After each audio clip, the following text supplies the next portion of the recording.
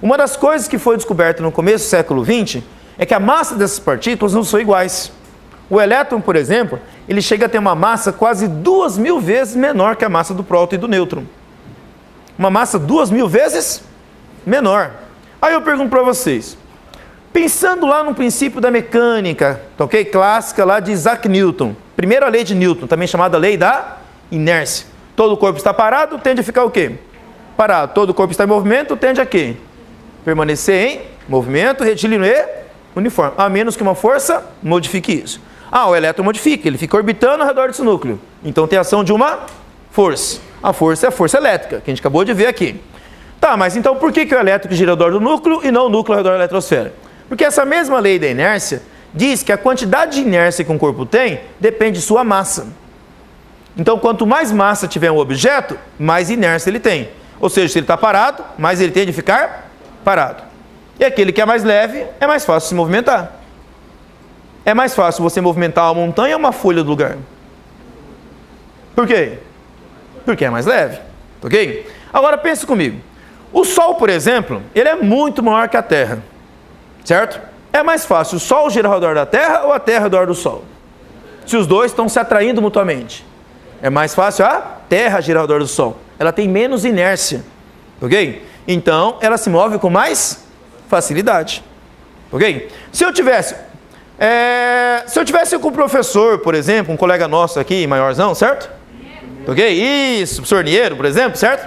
E ele estivesse do meu lado aqui e eu pegasse no braço dele e puxasse, bom, ele poderia vir na minha direção ou eu ir na direção dele. É mais fácil quem ir na direção de quem?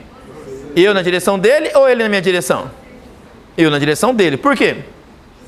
Porque eu sou mais leve. Não sou tão leve assim, mas com relação a ele, né? Certo? Eu sou bem mais leve. Ok? Então, nesse caso, por exemplo, o professor Raul, né? Que deu agora há pouco com vocês, né? Ele, o Niero nem vai sentir, né? Ok? Então, essa força que os dois vão provocar entre si, apesar da força poder ser igual, o resultado não é igual.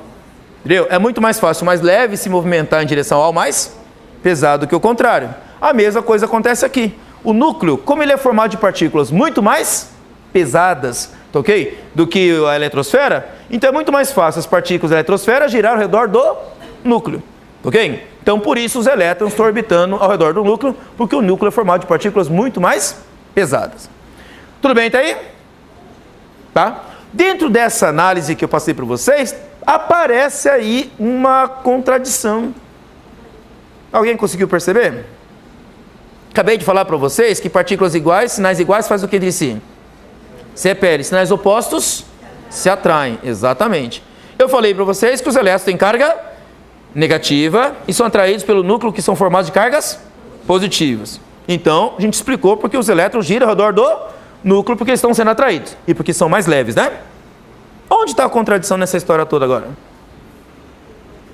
O núcleo é formado de quê? Prótons e nêutrons. E os prótons têm que carga? Positiva. Nêutron não tem carga, então ele não interage eletricamente. Onde está a contradição nessa história? Isto, quem? Os prótons que estão lá dentro.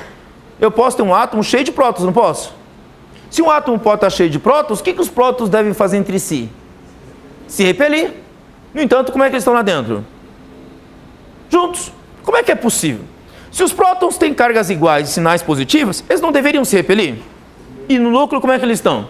Juntos. Bom, só há uma explicação para essa aparente contradição, que não existe apenas forças elétricas na jogada. Entendeu o que eu acabei de falar? Próton com carga positiva faz o que com próton com carga positiva? Se repele. Tá, mas não tem elétrons lá dentro para grudar isso. Porque os elétrons têm carga negativa, atraírem os prótons. Como é que é possível prótons positivos se repelirem e ficarem juntos? Bom, a resposta óbvia para isso é que existe mais coisa nessa estrutura, além da força elétrica. Existem outras forças na jogada. E uma dessas forças é chamada força nuclear forte. Olha o nome dela. Força nuclear forte. Nuclear porque está atuando em partículas nucleônicas. Lá onde? No núcleo do átomo. Forte por quê? Porque é forte, é claro. Ela tem que segurar a repulsão dos prótons. Então essa força nuclear forte, ela é uma força que consegue grudar um próton no outro e não tem nada de natureza elétrica. Ela não depende da natureza elétrica do próton, mas sim da partícula ser nucleônica. Então o próton é uma partícula nucleônica? Produz força nuclear? Produz. Ah, mas professor, mas o nêutron também é uma partícula nucleônica. Ela pode produzir força nuclear? Também pode. Ah, então quer dizer que nessa história, o próton pode atrair outro próton, ou o próton atrair o nêutron, ou o nêutron atrair o próton, através da força nuclear forte. E aí o núcleo, ele acaba grudando as partículas entre eles por essa ação dessa força. É mais ou menos assim, deixa eu fazer uma analogia meio grossa, mas dá para vocês entenderem a ideia. Já viram casais que vivem brigando um com o outro? Toda vez que você encontra esses casais, está um brigando com o outro e vive metendo a boca no outro. Mas toda vez que olha os dois, estão sempre juntinhos. Já viram gente assim? Eles não conseguem, eles vivem brigando, mas não conseguem se separar. Certo? Bom, se você considerar só a briga entre eles, o que eles deviam fazer? Se separar. Mas por que brigando o tempo todo, cuja tendência seria separar, ainda eles ficam juntos? Porque existe alguma coisa mais forte do que a briga que os mantém juntos. Né? É o amor, né? Certo? Ok? Tá? Bom, pode não ser, né? Pode ser uma relação doentia até, né? Certo? Ok? Tá? Por outro lado, eu posso garantir para vocês que só a briga não vai explicar a coisa, porque você não vai até tentar entender, olhando para aquelas brigas e falar, não consigo entender porque eles ficam juntos. Não, você entende, certo? Ok? Mas o que eu quero dizer é que existe algo que os mantém juntos. A mesma coisa acontece aqui. Se um próton fica grudado no outro, e o nêutron também está na jogada ali, significa que existem mais forças envolvidas ali. Uma dessas forças é chamada força nuclear forte, tá? Deixa eu fazer agora uma analogia um pouco melhor, tá? Sem ser tão grosseira assim. Pensa nessas forças nucleônicas, das forças nucleares ali, como sendo ganchos. Como se um próton tivesse um gancho, outro próton tivesse também um gancho, ok? Se as partículas estão longe, os ganchos não se encaixam, certo? E aí prevalece a repulsão elétrica. Isso quer dizer que se eu afastar um próton um pouquinho um do outro, prevalece a repulsão. Aí o próton pode sair pichando para fora.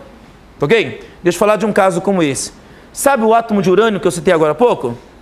Que ele tem 92 prótons no núcleo? Então, ele tem mais de 2 centenas de nêutrons ali quase. Aliás, 2 centenas não, tem quase 1,5 centena de nêutrons ali no meio. É tanto nêutron na estrutura ali, certo? Que também faz força nuclear, mas é tanta partícula no meio que aquilo fica instável. E aí um próton acaba separando do outro. E sabe o que acontece? Prótons são espichados para fora. E aí o que acontece com o núcleo do átomo de urânio? Ele se quebra, ele se parte. Quando o núcleo de urânio se parte e prótons são arremessados para fora, nós chamamos isso de radioatividade. É um assunto que a gente vai abordar isso mais para frente com detalhes.